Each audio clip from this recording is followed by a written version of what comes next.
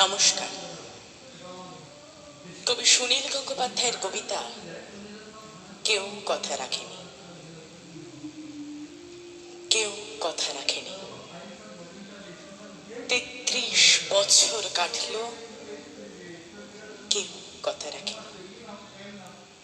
ছেলেবেলায় এক বৈষ্ণবী তার আগমনী গান হঠাৎ থামিয়ে বলেছিল, শুক্লা দ্বাদশীর দিন অন্তরাটুকু শুনিয়ে যাবে।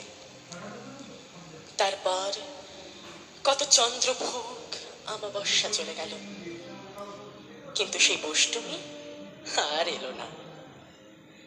25 বছর প্রতীক্ষায় আছি। মামা বাড়ি মাঝি নাদের আলী বলেছিল, বড় হও দাদা ঠাকুর, তোমাকে আমি 3 প্রহরের বিল দেখাতে নিয়ে যাব। সেখানে পদ্ম ফুলের মাথায় সাপ আর ভ্রমর খেলা করে। নাদের আলী, আমি আর কত বড় হব? আমার মাথা এই ঘরের ছাদ ফুঁড়ে আকাশ স্পর্শ করলে তারপর তুমি আমায় 3 প্রহরের বিল দেখাবে? একটা রয়্যাল গুলি কিনতে পারিনি কখনো।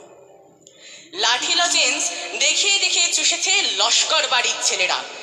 ভিখারির মতো চৌধুরীদের গেটে দাঁড়িয়ে দেখেছি ভিতরে রাস উৎসব।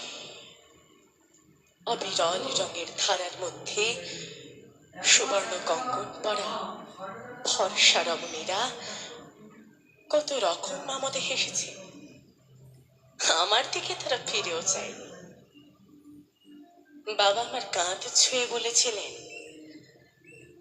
দেখিস একদিন আমরাও। বাবা এখন অন্ধ, আমাদের দেখা হয়নি কিছু। সেই রয়্যাল গুলি, সেই লাঠি লজেন্স, সেই রাস উৎসব আমায় কেউ ফিরিয়ে দেবে না। বুকের মধ্যে সুগন্ধি রুমাল রেখে বরুণা বলেছিল, যেদিন আমায় সত্যিকারের ভালোবাসবে সেদিন আমার বুকেও এরকম আতরের গন্ধ হবে। ভালোবাসার জন্য আমি হাতের মুঠোয় প্রাণ নিয়েছি। দুরন্ত ষাঁড়ের চোখে বেঁধেছি লাল কাপড়।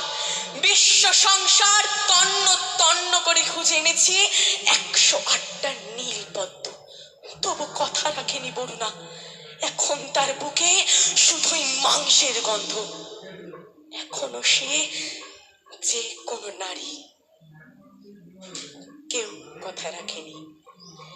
33 বছর কাটল, কেউ কথা রাখে না। নমস্কার।